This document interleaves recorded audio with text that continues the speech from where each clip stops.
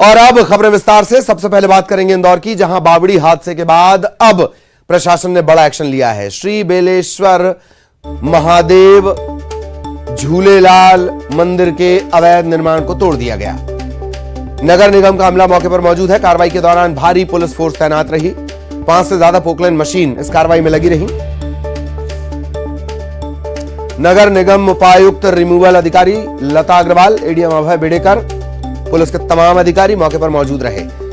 जूनी इंदौर, भंवरकुआ, रावजी बाजार, ऐसे 4 थानों की फोर्स ने मोर्चा संभाला।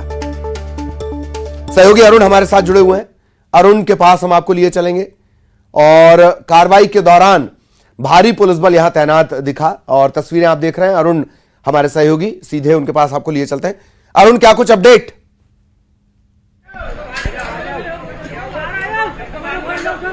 बिल्कुल, देखिए अभी जो यहाँ बावड़ी के पास जो मूर्तियां थी, तकरीबन 8 मूर्तियां थी, उनको हटाया गया है क्योंकि सबसे बड़ी चुनौती यही थी कि इन मूर्तियों को सुरक्षित तरीके से दूसरी जगह शिफ्ट कर दिया जाए, क्योंकि यहाँ कांठा फोड़ एक शिव मंदिर है, वहां पर इन मूर्तियों को रखा जाएगा और पूरी पूजा करने के बाद और उसके बाद इन मूर्तियों को यहाँ से हटाया गया। ये बावड़ी आप देख सकते हैं कि यहाँ पर जो तकरीबन 8 मूर्तियां थी, मूर्तियां भी इतनी वजनी थी, करीब 400 किलो की मूर्तियां थी।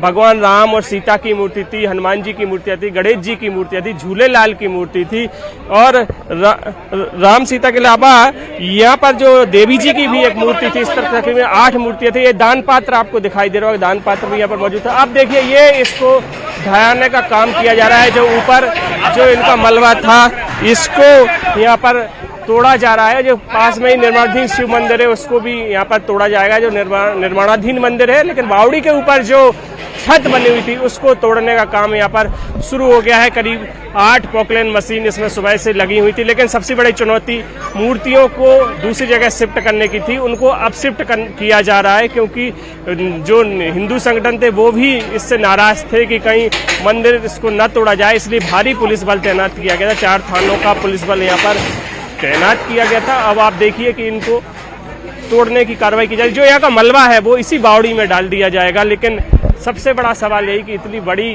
दुर्घटना हो गई, इतनी बड़ी घटना हो गई और उसके बाद प्रशासन जगा है। अगर पहले ये कार्रवाई हो जाती तो शायद 36 लोगों की जान बच जाती। इसके जो बावड़ी के बगल में एक जो ऑफिस बना हुआ है, एक ऑफिस है अतिक्रमण करके बनाया हुआ है। यहाँ के जो पार्षद हैं मृदुल अग्रवाल, जो वर्तमान में पार्षद है बीजेपी के, आकाश विजयवर्गीय के समर्थक हैं, उनका ऑफिस यहाँ पर बना हुआ है। हालांकि ये गार्ड रूम था, उसको उन्होंने गार्ड को हटाकर अपना ऑफिस यहाँ पर बना दिया था। वो अगर संज्ञान ले लेते पार्षद, वर्तमान के पार्षद हैं, वो भी अगर संज्ञान ले लेते कि यहाँ पर बावड़ी है और इस तरह के हालात यहाँ पर है कि ये बावड़ी धंस सकती है, तो भी लोगों की जान बच जाती। लेकिन किसी ने तो ध्यान नहीं दिया। जिम्मेदारों की बड़ी लापरवाही यहाँ पर सामने आई। साथ ही राजनीतिक रस्सूख आप देखिए कि पार्षद तक ने यहाँ पर अतिक्रमण करके ऑफिस बना रखा था। एक खूबसूरत गार्डन था। लेकिन अब इस पूरे मंदिर के साथ ही इस बावड़ी को जमींदोज किया जा रहा है। जो मलबा है आसपास का, उसमें भर दिया जाएगा। यहाँ पर एक दान पेटी है, हालांकि उसको हटाया नहीं गया। दान पेटी अभी वहीं पर मौजूद है। तब जो उसको भी उसी में बावड़ी में डाल दिया जाएगा और जो यहाँ का जो मलबा जो यहाँ पर निकलेगा उसको भी इसी में डाला जा रहा है। साथ ही एक जो बड़ा मंदिर है, ये बड़ा मंदिर यहाँ पे शिव जी का बन रहा था, उसको भी ढहाया जाएगा। और अब देखिए पोकलैंड मशीन से पूरी कार्रवाई यहाँ पर की जा रही है। साथ ही बड़ी संख्या में नगर निगम के कर्मचारी मौजूद है। 80 से ज़्यादा कर्मचारी मौजूद हैं। 4 थानों का पुलिस बल है। भारी सुरक्षा व्यवस्था यहाँ पर की। हालांकि कुछ आसपास के लोग जरूर विरोध कर रहे हैं कि जो मंदिर है ये सभी के सहयोग से ये मंदिर यहाँ पर बन रहा था, इसलिए इस मंदिर को न तोड़ा जाए। लेकिन अब इतना बड़ा जब हादसा हो गया तो अब प्रशासन कोई रिस्क नहीं लेना चाहता। ये वजह है कि अब इस पूरे मंदिर को ढहाने की कार्रवाई भी शुरू हो चुकी है। दीवारें बहुत कच्ची सी दीवारें थी, अगर इसमें ही बड़ा हादसा हो सकता था, क्योंकि जैसे ही मूर्तियां हटाएंगी दीवार अपने आप ही गिर गई। तो ये इतना पुराना ये निर्माण कार्य था कि ये पूरा जर्जर हालत में पहुंच गया था। यही वजह है कि अब इसको हटाना भी ज़रूरी था और यही वजह रही कि अब इसको हटाया जा रहा है। लेकिन 36 लोगों की जान जाने के बाद ही ये सब कार्रवाई यहाँ पर की गई। यही सवाल यही है कि ये कार्रवाई पहले होना थी, लेकिन ये कार्रवाई अब बाद में हो रही है।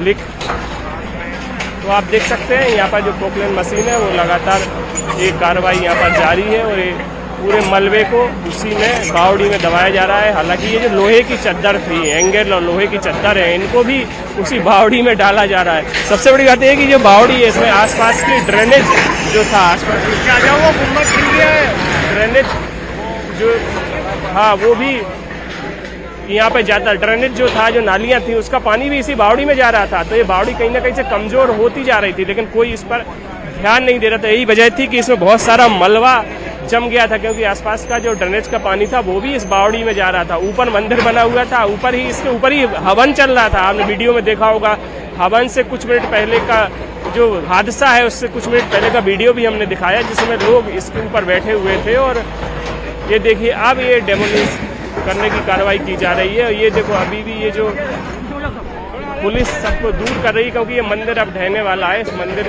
पर अब नगर निगम का थोड़ा चलने वाला है, क्योंकि ये निर्माणाधीन मंदिर है। देखिए एक तरफ से ये मंदिर टूट भी रहा है, उधर से जेसीबी लगा के इसको अब तोड़ने की कार्रवाई की जा रही है। मंदिर हालांकि बहुत मजबूत यहाँ पर बना हुआ है और निर्माणाधीन मंदिर है, लेकिन इसको भी अब यहाँ पर तोड़ा जा रहा है। तो ये पूरी कार्रवाई चल रही है। 36 लोगों की जान गई, बड़ा हादसा हुआ और उसके बाद प्रशासन अब जागा है और सख्त कार्रवाई यहाँ पर की जा रही है। और अब इस मंदिर को पूरा तोड़ करके पूरा समतल मैदान कर दिया जाएगा। ये जो बगीचे का हिस्सा है, ये बगीचे जैसा यहाँ पर दिखाई देगा, क्योंकि ये पूरा जो इलाका है इसको पूरा समतल यहाँ पर किया जा रहा है। और देखिए अब बिल्कुल बिल्कुल बिल्कुल। चलिए बहुत बहुत शुक्रिया अरुण आपका इस तमाम जानकारी के लिए। ये सीधी तस्वीरें अरुण दिखा रहे थे। अरुण ने ये जिक्र भी किया कि कुछ देर पहले का एक वीडियो है, वो भी अब सामने आया है, वो भी हम आपको दिखाते हैं। बेलेश्वर मंदिर में बावड़ी हादसे के कुछ मिनट पहले का एक वीडियो सामने आया है। इस वीडियो में नजर आता है, एक तरफ वो वीडियो आप देख लीजिए, इन्हीं मूर्तियों को हटाया जा रहा है जो अभी वीडियो में आपको नजर आ रही है। ये कुछ मिनट पहले का वीडियो है, हवन पूजन यहां पर चल रहा था और कुछ पलों बाद क्या कुछ हुआ वहां पर वो आप सबने देखा। सब बावड़ी में समा गए, ये सभी बावड़ी के ऊपर ही बैठे हुए। जो पुजारी है उन्हें चूंकि तैरना आता था, वो तैर के बाहर निकले और ये हवन करते लोग एकदम से ये पूरा जो बावड़ी थी उसमें सब धंस गई छत समेत। तो ये दो तस्वीरें हैं, हादसे के पहले की और हादसे के बाद। और अब बड़ी खबर रायपुर से, यूथ कांग्रेस जिला उपाध्यक्ष और प्रदेश सचिव पर चाकू से हमला हो गया। जिला उपाध्यक्ष आशुतोष मिश्रा और प्रदेश सचिव को चाकू मार दिया गया। तहसील कार्यालय के सामने की घटना है। पेट्रोल पंप पर विवाद हुआ, विवाद के बाद चाकू से हमला कर दिया गया। घटना के बाद आरोपी और उसके साथी फरार है। मदहापारा थाना इलाके की ये घटना है। सहयोगी ममता इस वक्त हमारे साथ जुड़ी हुई हैं। ममता, पूरी जानकारी और जो जख्मी हुए हैं उनकी हालत कैसी? बिल्कुल, देखिए यूथ कांग्रेस जिला उपाध्यक्ष प्रदेश सचिव पर चाकू से हमला हुआ है और यूथ कांग्रेस जिला उपाध्यक्ष आशुतोष मिश्रा और प्रदेश सचिव यूथ कांग्रेस को कुछ जो नाबालिगों ने चाकू मारा है। और जो तहसील कार्यालय में पेट्रोल पंप है उसमें विवाद के बाद में चाकू से हमला हुआ है। घटना के बाद आरोपी और उसके साथ फरार है। मौलापारा थाना इलाके की ये जो पूरी घटना है और इसमें ये बताया जा रहा है कि वहां पर विवाद हो रहा था और उसको इन्होंने रोकने की कोशिश की थी और इससे नाराज होकर वो जो नाबालिग है उन्होंने चाकू से हमला कर दिया। फिलहाल दोनों की स्थिति जो है वो उसको लेकर जो है वो लगातार डॉक्टर के ऑब्जर्वेशन में है। लेकिन लगातार शहर में और पूरे प्रदेश भर में जिस तरह से चाकूबाजी की घटनाएं हो रही है और इसको लेकर जरूर पुलिस से कह रही है कि कंट्रोल करने की कोशिश की जा रही है। लेकिन आप देख सकते हैं कि जहां पर ये घटना हुई है तहसील कार्यालय के सामने ये घटना हुई है और वहां पर थोड़ी दूर पे ही, मतलब कुछ कदम दूर से ही अगर हम बात करेंगे तो ट्रैफिक पुलिस खड़ी रहती है। उससे थोड़े आगे जाएंगे तो पुलिस मतलब चौकी है। तो यही एक तरह से कहें कि सोचने पर मजबूर करता है। दूसरी बात ये है कि हर किसी के लिए आप सोचने वाली बात हो गई कि आप किसी को ठीक करने के लिए कुछ टोकते हैं और वो आप पे चाकू से हमला कर देते हैं। एक तरह की दहशत जो है वो शहर में हो गई और दहशत को पुलिस कम नहीं कर पा रही थी। चलिए, धन्यवाद ममता इस तमाम जानकारी के लिए। और अब मनेंद्रगढ़ से बड़ी खबर, कांग्रेस नेता के बेटे से मारपीट में घायल युवक की मौत हो गई। इलाज के दौरान इस युवक की मौत हो गई। सरिया इसे मारा गया था, गंभीर रूप से घायल हो गया था, इलाज चल रहा था, मौत हो गई। जनकपुर पुलिस पर एफआईआर न लिखने का आरोप भी है। भाई नेता पुत्र की एफआईआर लिखेगा कौन? कांग्रेस नेता के बेटे से मारपीट में जो युवक घायल हुआ था उसकी मौत हो गई।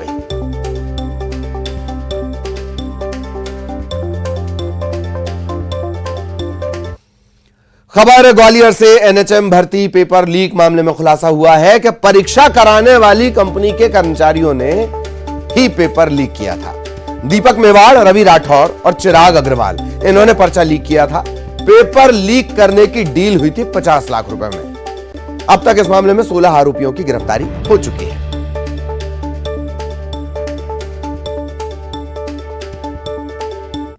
जी, गैंग को पकड़ने में सफलता मिली है। इसमें कुल 16 लोगों को अरेस्ट किया गया अभी तक, जिनमें 5 लोग मध्य प्रदेश के हैं, 7 लोग जो हैं 5 लोग यूपी के हैं, 7 लोग मध्य प्रदेश के हैं, 2 हरियाणा के हैं, 1 राजस्थान का और 1 बिहार का है। इनका मेन सरगना जो है यूपी वाला है, जिनके आपराधिक रिकॉर्ड भी हैं। वहाँ पे मर्डर में भी एक फरार था और एक पुराने में यूपी में भी कोई पेपर लीक में पकड़ाया था। इनका मोडस ऑपरेंडी में ये आया है कि इन्होंने एक तरफ तो एमपी में जो लोग थे उनसे संपर्क करके उनसे स्टूडेंट से कनेक्शन करने की बात की थी कि वो स्टूडेंट तैयार करें जो पेपर जिनको दिलवाएंगे, और एक एमईएल कंपनी है उसके एक एम्प्लॉय को पहले पकड़ा, फिर उसके माध्यम से 2 और एम्प्लॉयों से इन्होंने कुछ आईडी पासवर्ड लिए, उससे उन्होंने पेपर डाउनलोड किया टेक्निकल तरीके से, और उसके बाद में ये पेपर को सॉल्व करके देने की डिस्ट्रीब्यूशन की तैयारी में थे जब इनको पकड़ा गया है। और सहयोगी सुशील आपको नजर आएंगे, सुशील के पास आपको लिए चलेंगे। सुशील, 16 गिरफ्तारियां और पूरा एक तरह से रैकेट कैसे काम कर रहा था यह भी पुलिस अधिकारी को हमने सुना, तो ये शुरुआत मानी जाए या इस पर क्लोज खात्मा इसे माना जाए? सुशील। देखिए ललित जी, 7 फरवरी को ग्वालियर में एनएचएम भर्ती परीक्षा थी। उसी दौरान पर्चा लीक गैंग यहाँ पकड़ाई थी और तब से ही इस मामले की पूरी जांच चल रही थी और ये जांच जो है कल पूरी तरह से पूरी हो चुकी है ग्वालियर के इस मामले की। तो अभी तक इस मामले में कुल 16 आरोपियों की गिरफ्तारी हुई है। यही 16 आरोपी इस पूरे रैकेट में शामिल थे। सबसे बड़ा खुलासा यही हुआ है कि एनएचएम परीक्षा भर्ती के लिए जो पेपर बनाने का काम करती है, परीक्षा आयोजित करने का काम करती है एमईएल कंपनी, इसी कंपनी के 3 जो कर्मचारी हैं जो वहाँ टेक्निकली तैनात थे और वो पर्चा लोड करने का पासवर्ड सहित तमाम जो काम है वो परीक्षाओं के दौरान करते हैं। तो इन 3 कर्मचारियों को जो शिक्षा माफिया है उत्तर प्रदेश का रहने वाला पुष्कर पांडे उसने डील की थी और 50 लाख रुपए में इन तीनों कर्मचारियों ने एनएचएम भर्ती परीक्षा का जो पर्चा था वो पर्चा परीक्षा से पहले ही शिक्षा माफिया पुष्कर पांडे को उपलब्ध कराया था और पुष्कर ने अपने रैकेट के जरिए वो पर्चा मध्य प्रदेश में भेजा था। मध्य प्रदेश में उसकी टीम यहाँ तैनात थी। ग्वालियर में भी टीम ने जो है परीक्षा में शामिल होने वाले अभ्यर्थियों से करीब 3 करोड़ रुपए का लगभग वसूली का टारगेट रखा था और उन्हें उनके मूल दस्तावेज रखकर जो पर्चा आउट हुआ था वो पर्चा उपलब्ध कराया था। उसी दौरान पुलिस ने गिरफ्तारी कर ली थी। तो धीरे धीरे मध्य प्रदेश के 7 और उत्तर प्रदेश के 5 सहित कुल 16 आरोपी इसमें गिरफ्तार हुए। पुष्कर पांडे इस गिरोह का मास्टरमाइंड है जो पर्चा लीक करने के बाद जो है परीक्षा से वसूली करता था। पुष्कर पांडे पर उत्तर प्रदेश में एक हत्या का मामला भी दर्ज है। इसके अलावा उत्तर प्रदेश सहित अन्य राज्यों में भी उस पर परीक्षा के पर्चे लीक करने के मामले दर्ज हैं। अभी तक खुलासा यही हुआ है जांच में कि लगभग 100 से ज्यादा परीक्षाएं एमईएल कंपनी ने देश भर में आयोजित कराई है। तो ग्वालियर में जो परीक्षा आयोजित, मध्य प्रदेश में जो परीक्षा आयोजित हुई थी उसका केस तो पूरी तरह से ग्वालियर पुलिस ने सॉल्व कर लिया, लेकिन 99 जो और परीक्षाएं पहले आयोजित हुई है उन पर भी सवाल खड़े होते हैं। जाहिर तौर पर बहुत बहुत शुक्रिया आपका सुशील इस तमाम जानकारी के लिए। और अब श्योपुर से बड़ी खबर आपको बता दें, कूनो के बफर जोन में चीता दिखा है और इसके बाद ग्रामीणों ने राहत की सांस ली है। ओवान इसका नाम है। नेशनल पार्क में लौटने के इंतजार में वनमला, तो कूनो ये वापस आ गया है, बफर जोन में नजर आया है। दरअसल ये बार बार इस एरिया के बाहर दिख रहा था।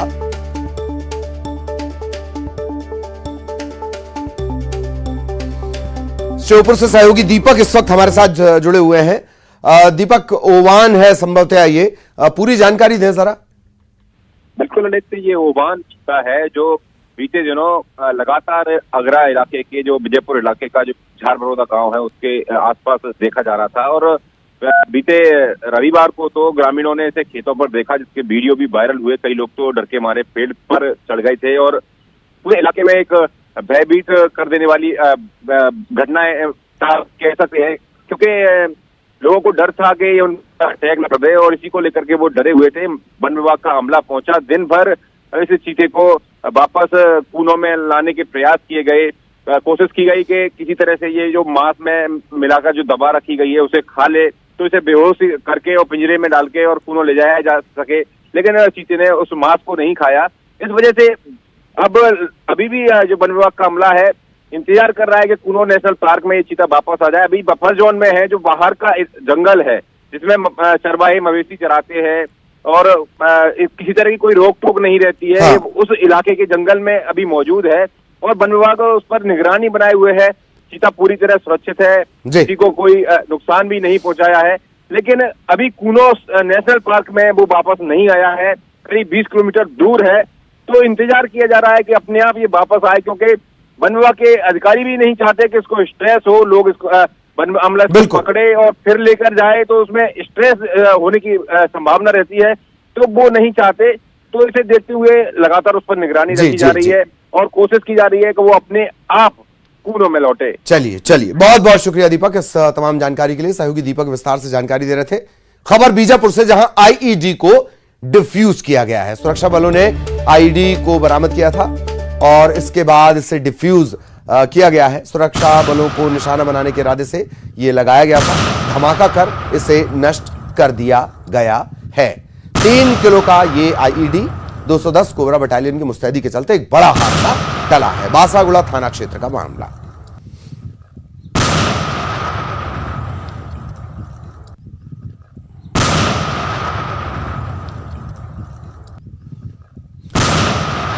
तो 3 किलो का ये आईईडी है और 210 कोबरा बटालियन का चूंकि रास्ता था, आरोपी के आने जाने का ये रास्ता रोड ओपनिंग पार्टी और एरिया डोमिनेशन की कार्रवाई के लिए इसका इस्तेमाल होता था। यही वजह है कि इस आईईडी को यहां प्लांट किया गया था। इसमें धमाका कर इसे नष्ट कर दिया गया, बड़ा नुकसान हो सकता था। 3 किलो का आईईडी। खबर ग्वालियर से, जहां सीएसपी के ड्राइवर को गोली लगी है। सीएसपी के घर के बाहर कार में यह ड्राइवर बैठा था। देर रात ड्राइवर केंद्र सिंह किरार, इसे गोली लगी है। गंभीर हालत में इसे अस्पताल में भर्ती करवाया गया है। सिरोल थाना क्षेत्र की घटना है। अभी समझ नहीं आ रहा है हादसा है, हत्या है, आत्महत्या है।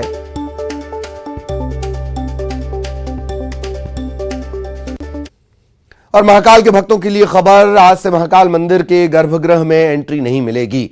10 अप्रैल तक श्रद्धालु गर्भगृह में दर्शन नहीं कर पाएंगे। ये इस वजह से क्योंकि कल से पंडित प्रदीप मिश्रा की कथा है, भारी भीड़ होती है और इसके मद्देनजर ये व्यवस्था की गई है।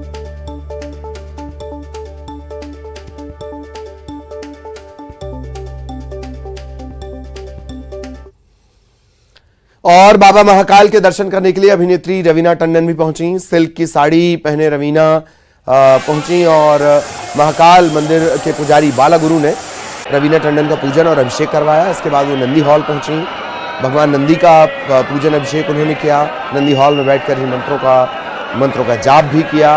उन्होंने कहा कि फिल्म सफल हो ये तो हम चाहते हैं, लेकिन आज बाबा महाकाल से उन्होंने खुशहाली की कामना की।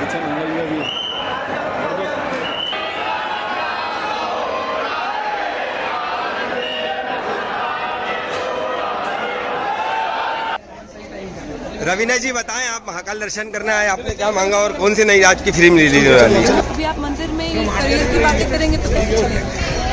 कि अच्छे दर्शन हुए, मंदिर करियर की बात।